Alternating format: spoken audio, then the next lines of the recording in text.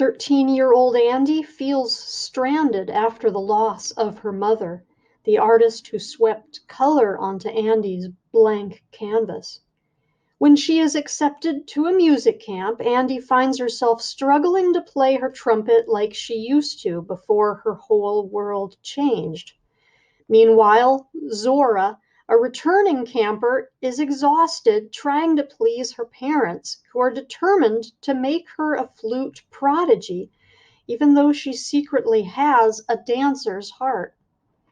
At Harmony Music Camp, Zora and Andi are the only two black girls in a sea of mostly white faces. In kayaks and creaky cabins, the two begin to connect, unraveling their loss, insecurities, and hopes for the future. And as they struggle to figure out who they really are, they may just come to realize who they really need: each other. Here is a preview of In the Key of Us by Mariama J. Lockington. My name is Andrea Bird, but everyone calls me Andi. Black is my favorite color. Every day I wear black. Black t-shirt, black jeans, black chucks. Black reminds me of Mama. Black is Mama's smile, a white swan gliding across a dark lake. Black is Mama wrapping me in her thin, strong arms before school. Black is her huge, fluffy afro, absorbing all the visible light. A colorful dark, a rainbow crown on her head. Black is the smell of Mama's strong coffee in our Detroit apartment. Black is Mama's paint-splattered hands waving goodbye to me that first Friday of school last August. Black is the last time I saw her smiling. Andi! Aunt Janine screams from downstairs. You're going to be late! Black is me under my covers on my deep space memory planet, not wanting to get up to face another day without her. Whir, whir, whir, crunch, crunch, crunch, chug, chug, chug. I hear Aunt Janine start the blender in the kitchen. It's probably full of flaxseed, kale, and other nastiness, full of healthy stuff Mama would never make me eat. But Mama is gone, 10 months gone. I live with Aunt Janine and Uncle Mark in Grand Rapids now. It's summer again, the first one without her. 7th grade is over, and I am headed to camp. I slide down my bed, out of my covers, and onto the floor because I am a slime person. I used to be a girl, but now I am a blob disguised as a girl. A blob girl named Andi Bird. I don't have wings, just a few shiny black feathers hidden in my heart. I'm up! I yell downstairs. My attic room looks like it's been raided by zombies. Every drawer in my dresser is thrown open, crumpled school papers and pieces of sheet music all over the floor. A green army duffel sits at the foot of my bed, overflowing with black jeans, tees, and hoodies, but mostly ugly khaki shorts, light blue collared shirts, and get this, light blue knee socks. Not even a blob girl should have to wear knee socks. I groan just looking at Harmony Music Camp's uniform, the socks balled up like Smurf poop in my duffel. Harmony Music Camp hadn't seemed like a terrible idea back in February when Aunt Janine and Uncle Mark presented me with the information. The fall months right after Mama died had been rough. I was angry, and Aunt Janine and Uncle Mark were the enemy.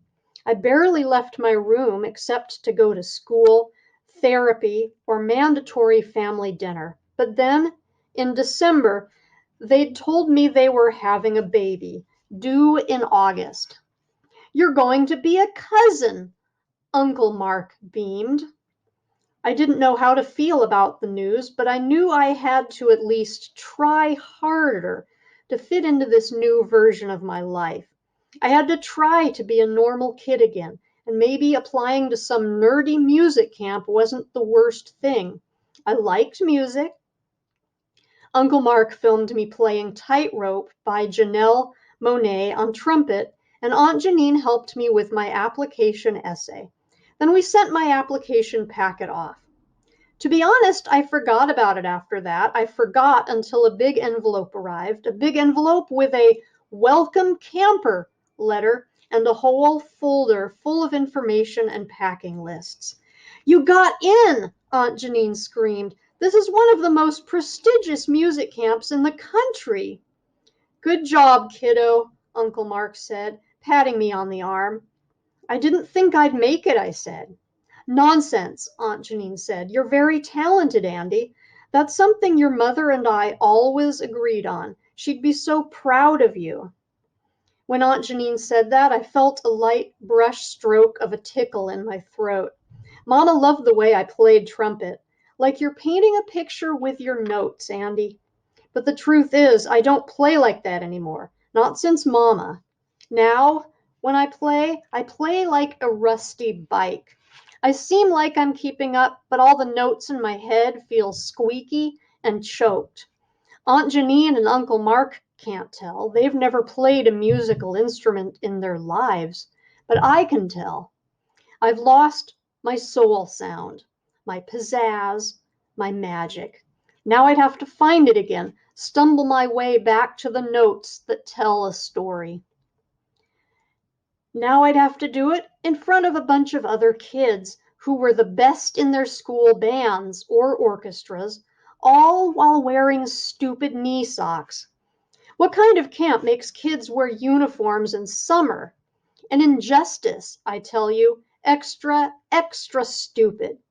I tie up my duffel, throw on a pair of black shorts, pull on a black tee and my chucks, run a soft brush through my fade, and look at myself in the mirror. I like to keep it clean and simple. Short hair, no jewelry, no makeup.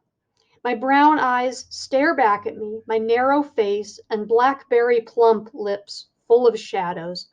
Sometimes I look in the mirror and I see Mama in my face. Other times, like right now, it's just me looking back.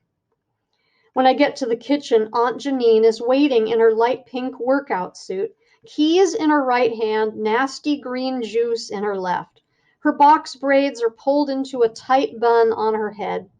2 pearl studs catch the sunlight on her earlobes. Saturday mornings are Aunt Janine's Zumba time, and now that she's pregnant, 7 months to be exact, she walks the track afterward with a group of expecting moms. Aunt Janine's life is full of planners, gym schedules, and rules. So many rules, it is exhausting. Aunt Janine is Mama's younger sister by 3 years, but she's the bossiest person I've ever met, and also the fanciest.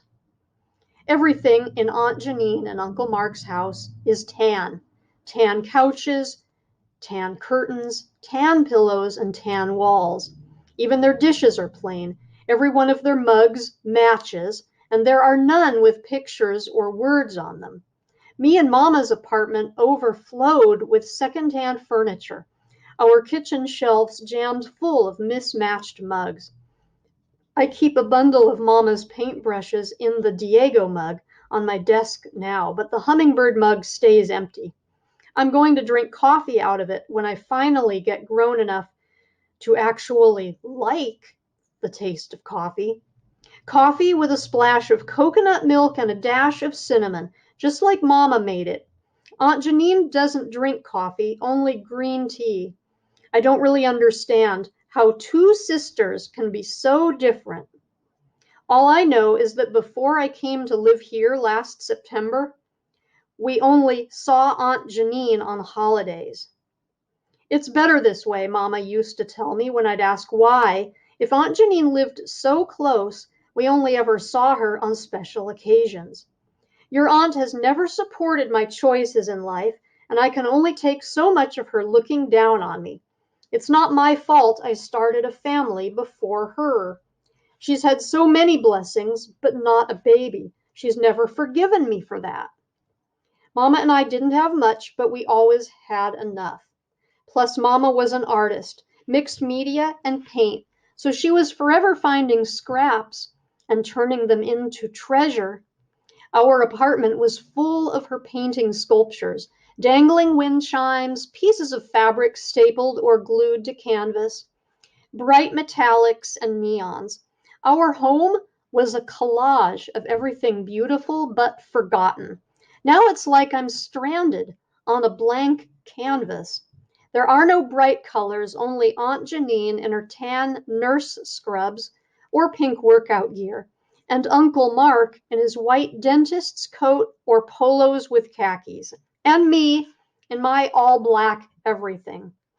You and Uncle Mark need to get on the road. You don't want to be late for check-in, Aunt Janine says, handing me a variety box of granola bars. Are there any chocolate chip marshmallow ones in there? No, this is an all-natural brand, Andy. No chocolate, but there is a cinnamon raisin one made of real oats and honey. They even have a little protein. I thought you might like to try them. I grimace. I'm good. Andy, you have to start trying new things. God doesn't like picky. I shrug and walk toward the pantry. A, I don't believe in God, but that's none of Aunt Janine's business. And B, I'm not picky, I just know what I like. Mama let me cook and eat what I wanted.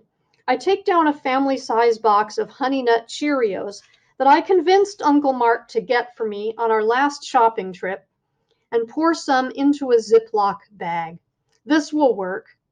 You know you're just eating straight sugar. That's how folks get diabetes. Food companies are out here killing us slowly with that processed junk. Let the girl live a little, Janine, Uncle Mark says, coming in from the garage where the car is running. Andy's young. She's healthy. There's way worse cereal she could be eating. Uncle Mark winks at me, but I keep quiet. Aunt Janine throws Uncle Mark one of those looks that adults like to throw over kids' heads, one of those looks that means, stop undermining me. Then I feel Uncle Mark throw back a look that means, give her some space, her mom died. They do this a lot, communicate over my head, silently, with their eyes, as if I am a toddler instead of an almost 14-year-old. Mama never treated me like a baby, even when I was one. And this has been a preview of In the Key of Us.